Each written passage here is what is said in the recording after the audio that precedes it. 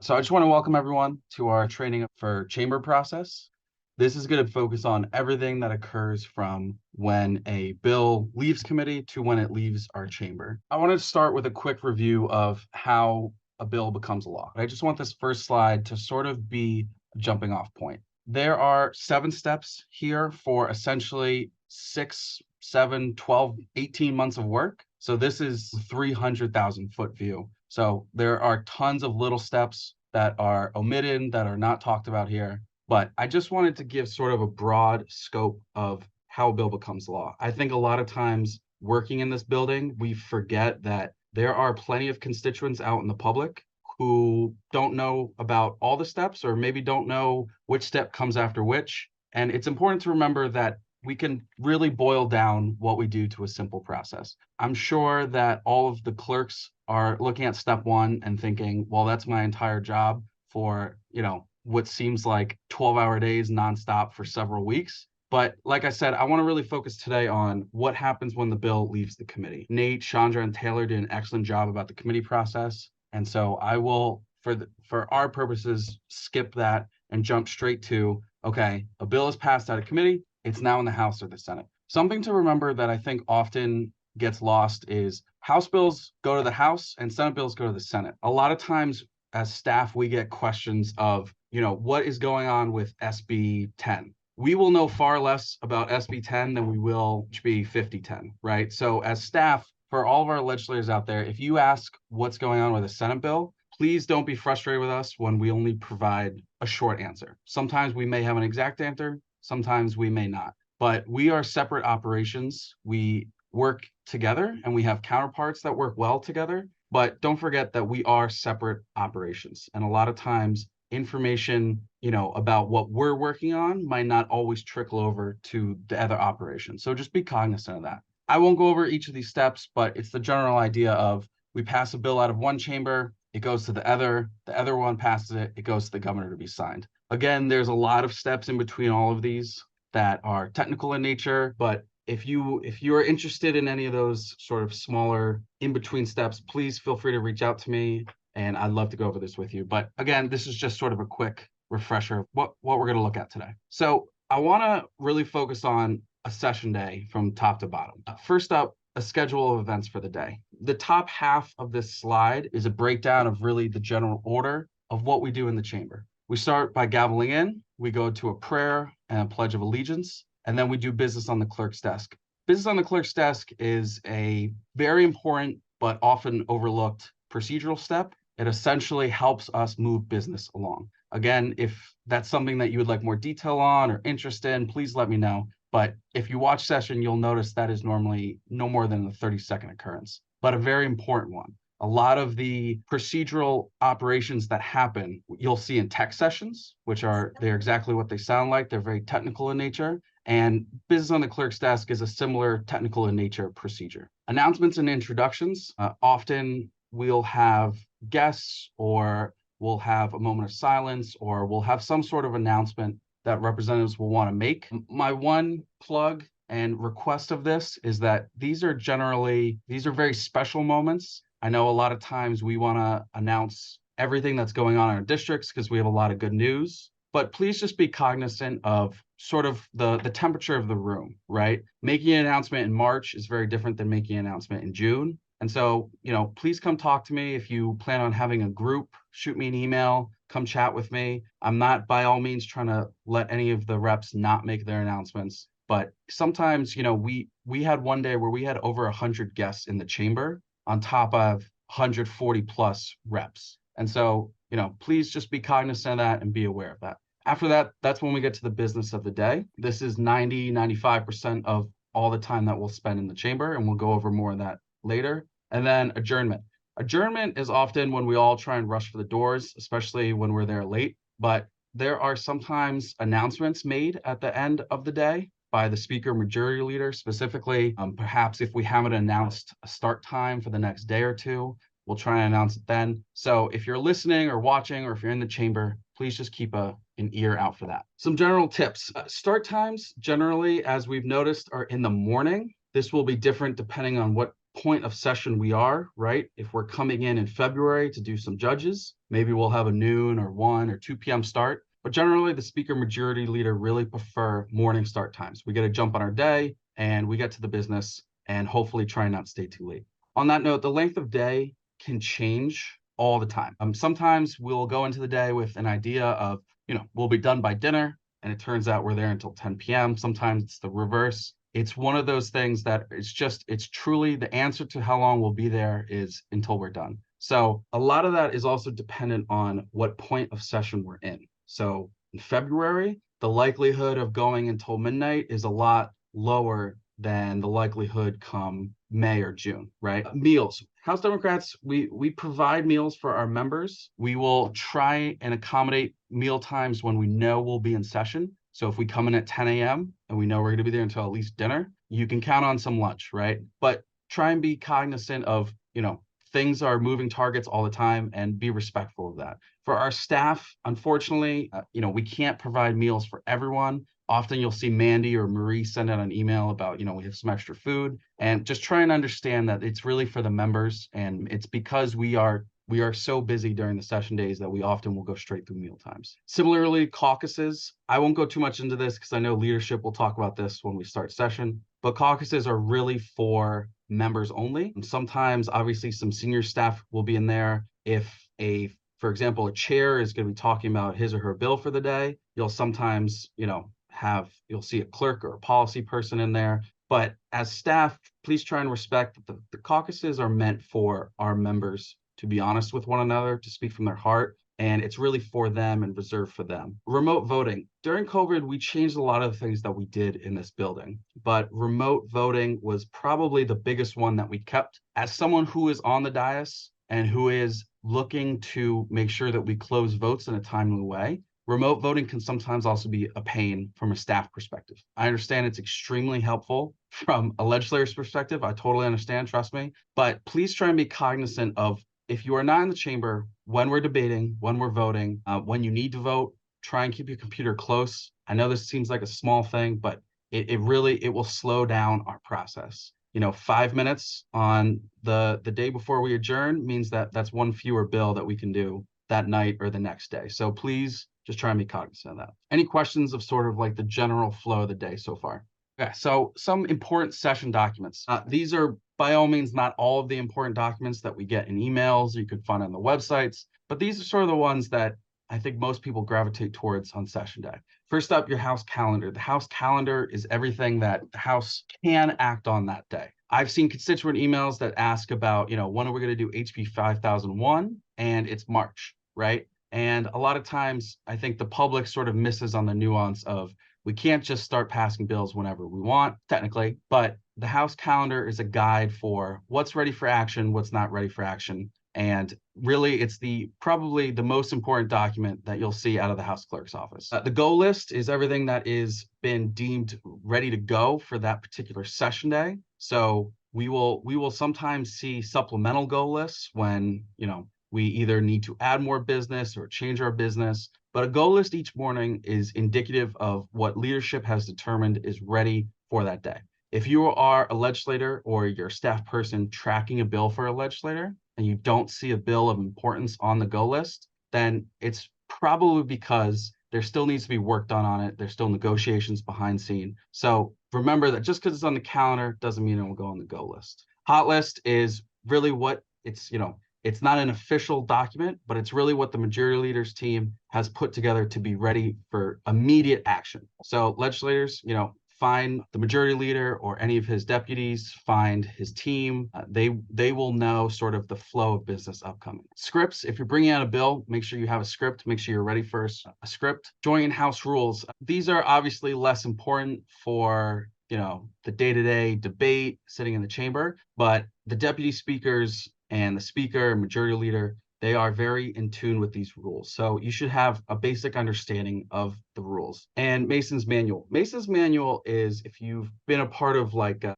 town council or some other type of organized group, you might use Roberts. This is a very similar type of document. It's a book that is all of the rules, traditions, precedents that we abide by.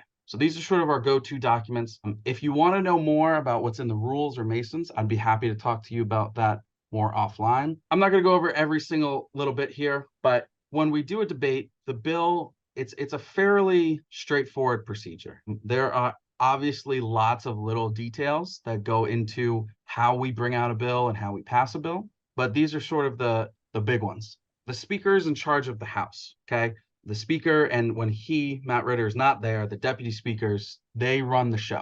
Everything goes through the speaker. So the speaker is the only one that can call a bill. The speaker will get up, ask the clerk to please call a bill, and we call it by calendar number, okay? So if you're going around asking about 5001, a lot of times in the hot list or in the procedural side of things, we're using calendar numbers. So there's a lot of different numbers out there. There's bill numbers, calendar numbers, LCO numbers. Please just be cognizant of which one we're talking about. Sometimes things can get lost in translation if not. Okay. And then, if you watch session, you get the general flow of things. A chair, or maybe often a chair, but sometimes a vice chair or another proponent from the committee will bring out a bill. We do two things when we bring out a bill, and this is really the one part that I do want to really highlight. Is you'll hear the chair say, "I move acceptance of the Joint Committee's report and passage of the bill." What we're doing here is we're saying, okay, Nate, Sean, Taylor told you that when you voted out a committee, you create a joint favorable report.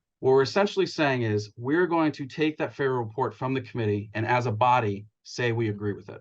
And then in the same moment, we're also going to pass the bill out of the House. This is probably not probably. This is the most important part of our script. We have a script for a reason, and it's because these are our magic words that have to be spoken. And so that's essentially what we're doing, right? We're saying the committee did a great job, we agree with them, and we're going to pass the bill on to the next chamber or to the governor. And then from there, again, the speaker is going to pose the question to the chamber, the chair will summarize, the ranking member will talk. The ranking member always goes next out of tradition and respect. Then we'll open it up to the floor to all members to speak and debate, and then we vote. We're done. Now, the amendment process is very similar, right? We call an amendment, the proponent of the amendment speaks on it. The other side, whether it's, if it's the chair, then the ranking member or vice versa, will talk, and everyone else will talk, and then we'll pass it. There are separate scripts for amendments because there's slight differences. The number one being the LCO number. We call amendments by LCO number. And that is sometimes where we sort of get tripped up in the flow of things. So make sure that if you're bringing out a bill, legislators, make sure you have the right LCO number, especially when, you file 20 amendments all back to back and they have 4 digits that 3 of them are the same. Make sure that we're on the right page for that. And then from there, like I said, it's a very similar process. A lot of times chairs will, when they bring out a bill, if they have an amendment, definitely a strike all, they might do that first, right after the bill is brought out. Sometimes we might, come to a conclusion later that we need to do an amendment later. And sometimes that happens later in debate. That's a case-by-case situation. And I think the more that our legislators, our newer ones, start to be in the chamber and listen to debate, and more of our staff, the more we listen to it, you'll start to notice when we should be calling amendments and when we shouldn't from our side. It is very much a not good idea if a member of our caucus calls an amendment to a bill that our chair didn't know about. As colleagues, that is something that was also discussed in the committee process. Make sure you communicate with your chairs. They're there. They're part of your caucus. Make sure you talk to them. And no surprises for anyone is always the mode to live by during session. I'm not going to go over this entirely, but again, I have scripts for everything. So if anyone wants to go over this with me more, I'd be happy to, especially legislators. Can you please go over where and how to file amendments? That would be done with LCO. You want to file those amendments with LCO.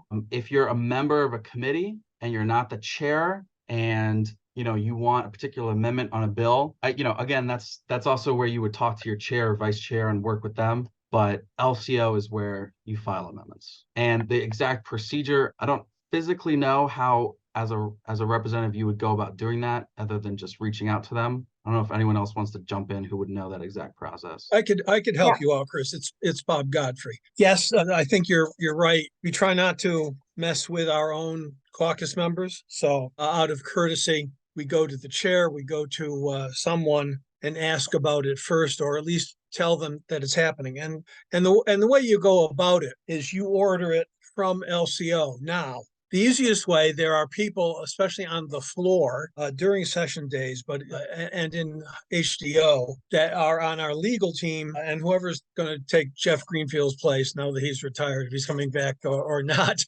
in the regular session. When I've got something, I usually go and talk to one of our attorneys. And now they have been part of screening. They've read the bills. I know it's about that. They can be very helpful. I say, I need an amendment that does this, this, and the other thing. And they said, got it. They'll call it into LCO. LCO is the only one who can draft it. It has to be done through LCO. All amendments have to be in writing by LCO. When LCO has done it, they'll shoot it over to OFA for a fiscal note.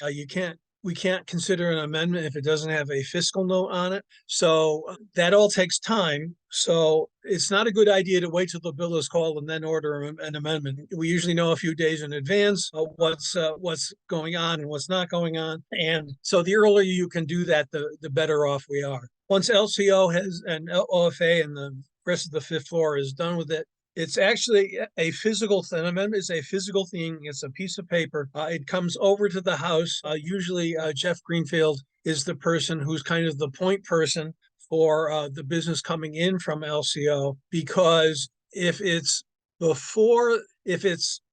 comes over before the session day in which the bill is bringing done, you sign it. The proponent signs it, and it goes to the House clerks. If it's coming over on a session day after 10 a.m., I believe the time is, Chris, tell me if I'm wrong about the timing. It also has to be signed by the majority leader or the minority leader or the speaker. We use the majority leader or whoever he's got on the floor who's been assigned the task of actually signing the bill. Once it's signed, again, Jeff takes care of it all. It has to be handed into the House clerk, who's the human personification of the House of Representatives. They read it in. There's a barcode on it. There's actually a barcode reading machine down in the clerk station on the dais. It then pops up on the system, part of the bill history. You can go to it. That's how anybody can read or get a copy of it. And then we can proceed, as Chris has mentioned, with calling it and debating it.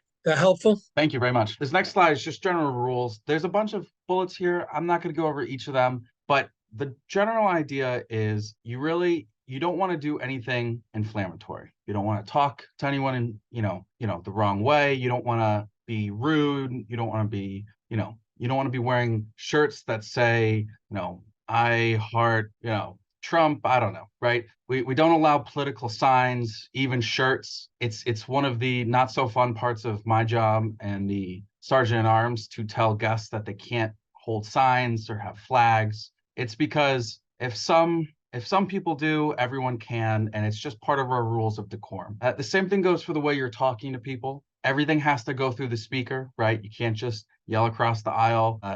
I'll use Representative Godfrey. Hey, Bob, you can't do that. Through you, Madam Speaker, the representative from Danbury, whatever. These are all just part of our decorum rules. It's important in the chamber that if you start to lose a little bit of decorum, it's a lot easier for more and more of that to slip away. So this is one of those things that the speaker is very adamant about following the letter of the rule. And I would just ask that not just legislators, but staff in the chamber, that if I come up to you, or if the Sergeant at Arms comes up to you, or if another rep or staff person comes up to you and addresses some of this stuff, it's not personal. Again, the speaker is a stickler to these rules, and for good reason, because like I said, if you start to slip a little, it's easy to slip a lot. So I'm not going to go over all these. I will just highlight a couple at the end here. Taking your phone calls and loud conversations outside. This is for reps and for staff. Not only does it become very hard for everyone to hear everyone in the chamber,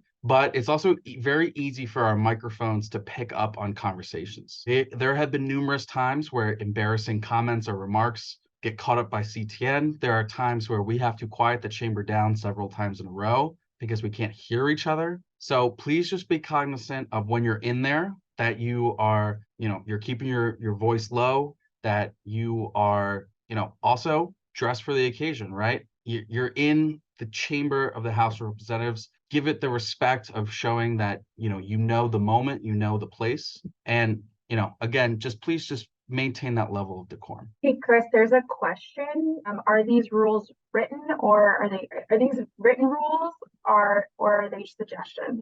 The short answer is both. Some of these are written, some of these are traditions, but in combination, they are enforced by our leadership and our staff. So even though some of these might not be written down as a hard and fast rule, we maintain it with a level as if it are these agreed upon with the minority caucus. Yes, to a large extent, I would say most of these traditions are. Obviously, there are times in which we have to ask someone to not display some sign or some emblem or something, and sometimes it can, upset folks on both sides of the aisle. But these are generally agreed upon, I think, especially when we're not in a heated moment, because again, it helps maintain that level of decorum across the board. Is there a way to view which are written and which are traditions? Yes, I would look through our House and joint rules, particularly House rules. I would also look through, Masons talks a lot about decorum and how you are allowed to address one another. So those are where you would find more of the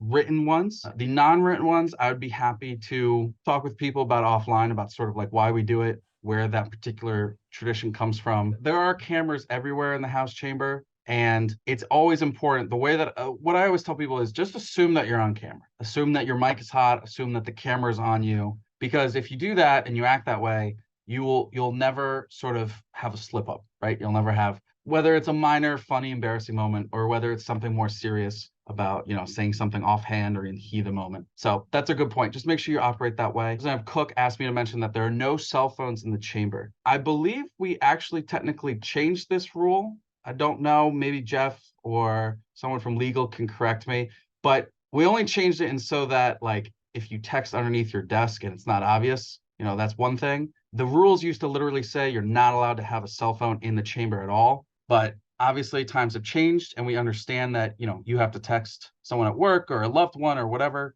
but definitely when you're on camera, please don't be on a computer. Please don't be on a phone. It looks poorly upon you. It looks poorly upon the whole caucus, upon our chamber. Try and be respectful of that. If you're going to pick up the phone, please take it outside the chamber. It's extremely disruptive. Even if we're using a microphone, it's still, it's a big chamber. The microphones are not always very loud. And so please take your conversations outside. Okay, quickly, I want to go over the roles of legislators and staff. First, legislators. I don't need to tell you that your number one job on session days is to make sure you vote. I say that sort of tongue in cheek because obviously you have a lot of other things going on. But as I mentioned earlier, please make sure that you are voting. And if you're not voting, make sure you tell someone why you're not there. We let the clerks know so they can put it in the journal why a rep isn't there. Staff people, if your rep, asks you to do this, that's why. So please just make sure that you're present, you're voting. I know we have remote access, but there's something special about being in the chamber physically. And I can't highlight enough that, if you are not in the chamber, please be cognizant of when we're voting. For all of the chairs, I don't know if there's any chairs on here, but future chairs, make sure you're up to date on the hot list when your bills are coming. Make sure you're ready for your bills. Make sure you have a script. Make sure you have your notes. Make sure,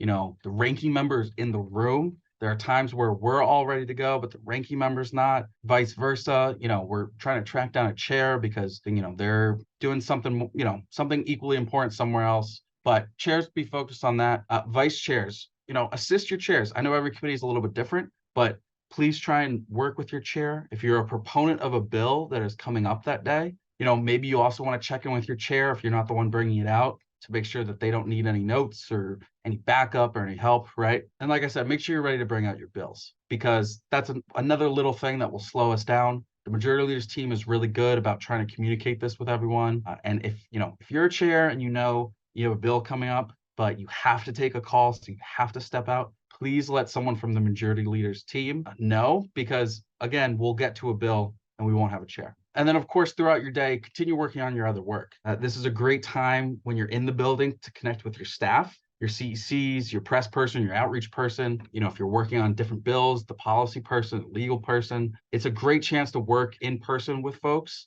when, we have a long debate or a long stretch of bills that you're not necessarily in charge of. If you have questions, ask. I think something that especially Franklin will talk about all the time is over communicating. This is something that I also try and stress as someone on the dais. Over communicate with one another, because if you over communicate, nothing can slip through the cracks. If you have a question, find the appropriate staff person, and we're going to be more than happy to answer it for you. That's why we're here. And this goes for everyone, people who are in the chamber, the LOB, all of us. And then make sure, on that note, make sure you're reachable and communicative. I think what frustrates other reps, especially in leadership, especially the majority leaders team, is when we can't get a hold of people, when they can't reach you. Just make sure that on session days, you're ready to go, and that you can be in contact with people. And then lastly, be prepared for the day. I know this might seem sort of obvious, but we're all human beings, staff, legislators. We all have lives outside of this building, responsibilities. Days that might only be 6 hours can turn into 8, 12, 14-hour long session days. Make sure you're prepared for that. I think a lot of times, especially with newer legislators and with staff people, we run out of gas quickly and we get burnt out, and it can be emotionally and physically very taxing to be in session, especially with the upcoming short session when we condense a lot of work into a very little amount of time. Please take care of yourself. Please take care of each other, and just be ready for whatever the day's going to bring. Staff, again, I said this about the reps, but make sure you're reachable and communicative, right? If reps are only coming in for committee days and session days, that's only a limited amount of time that you might get to see them face to face in your own workplace. Take advantage of that. Check in with them. Make sure that you're connecting with your legislature. Make sure you're seeing what they need, what you can be working on while they're here. If you want to, maybe grab 15 minutes with them, communicate that with them, and make sure that you are available throughout the day. But also continue your other work, right? There's not every moment of every day that you need to be glued to what's going on in the chamber. You have other work to do. You all know that you have plenty of, our CCs have plenty of constituent work, our outreach have plenty of events to plan, our press has plenty to prep for. So there's a lot going on, but remember to keep pushing through all your work. If you are in the Capitol, and really if you're not either, please be prepared to help with chamber business. When we're in session, the chamber is really where, I know that gets a lot of attention and action, but it's because we're doing a lot of things in there, right? We're trying to move legislation. We're trying to get things done. If you get a call from someone, legislator or staff, that says, hey, I really need you to come help me with this, be ready to jump at that moment, because, and again, I'm not saying drop everything, but I'm saying communicate, I'm saying being available, because that can go a long way in really helping everyone get through a whole day. There's a lot of us, and we all do a lot of different important jobs. So just be ready that, the chamber and the business might require you to jump up and help and do something, okay? And then, like I said, for the legislators, be prepared for the day. The day gets really long, really quick. It goes by fast. It can drag on very slowly. Every day is different. For staff, this is our place of work, right? We come here 9 to 5 every day, no matter what. And so just keep taking care of yourself. I know it goes from days like over the summer where it's very quiet, it's very relaxed, to days in April where it's very fast paced, very hectic. And, again, take care of yourself, take care of your fellow staff members. Just make sure that you're ready for whatever the day throws. And then obviously follow along with what we're doing in the chamber. I love walking around and seeing everyone glued to the TV. I know I just said also make sure you continue your other work, but everything we do in the chamber will come back full circle, and you'll have to deal with it either before, during, or after, right? Constituent questions might stem from some bill that we passed a year ago or just a couple weeks ago. You may be doing outreach events in the next few months that have to do with bills you passed. So just follow along. Debate isn't just a show. It's a time where we figure out what's in a bill, what's the meaning behind the bill. And frankly, I learn more from listening to debates than probably anything short of actually reading the bill and sitting down with the proponent. So that's a really good time to get in tune with what's happening and understanding everything. And then lastly, I want to highlight this for everyone. HGL has a lot of great teams. We have the CECs, clerks, press, outreach, legal, policy, and our leadership staffs. We have a lot of fantastic teams who work really hard and are really good at their jobs. Please take advantage of that fact.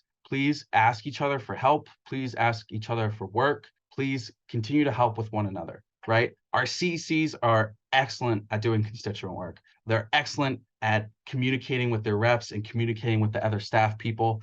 Our clerks are always on top of their business. All of these departments are very good at what they do, and they're always there to help you. So legislators, rely on us as staff to help us help you. And as staff, don't be afraid to rely on one another, right? Of course, on the one hand, there are times when you want to go outside of your box a little bit and try and do something or accomplish something that maybe doesn't fit your, your written down job description. But there's also times where you need to pivot to someone else, where you need to say, you know what, this isn't my area of expertise. Can so-and-so help me? And be honest with legislators too. I'll tell legislators all the time, I don't know, right? I mean, there are legislators on this call who have called me and I've told them, I don't know, but Brittany Kane knows, or, Taylor Hyde knows, right? And so being able to pivot to the right staff person is so, so important, because that goes back to communications. That goes back to making sure that we are working together as a team. So to all of us, staff and legislators, I really want to take this time to highlight we all play important roles and we all are really, really good at it. So make sure that you lean on that. Make sure you lean on one another. And so I'm just going to kind of jump through a few tips real quick. I know we talked earlier about how to figure out the status of a bill. I kind of want to drill into that a little bit more, specifically about, like on an actual session day. As discussed earlier, the bill status page, your calendar, or the go list are great places to find what's happening with a bill. If you're bill tracking, another great place. Especially if we're in the committee process, the committee staff, the clerk, and the clerks know everything about all the bills in their committee. So, ask them. And then, of course, policy analysts and our attorneys, if they're, legal or policy-based questions, to sort of see where different areas are. Specifically to our legislators, the committee chair is your colleague. I remember when we started last session, I told a few of the freshman legislators who I knew, during the campaign cycle, I told them, I said, your best person to contact is the committee chair, because they're a colleague.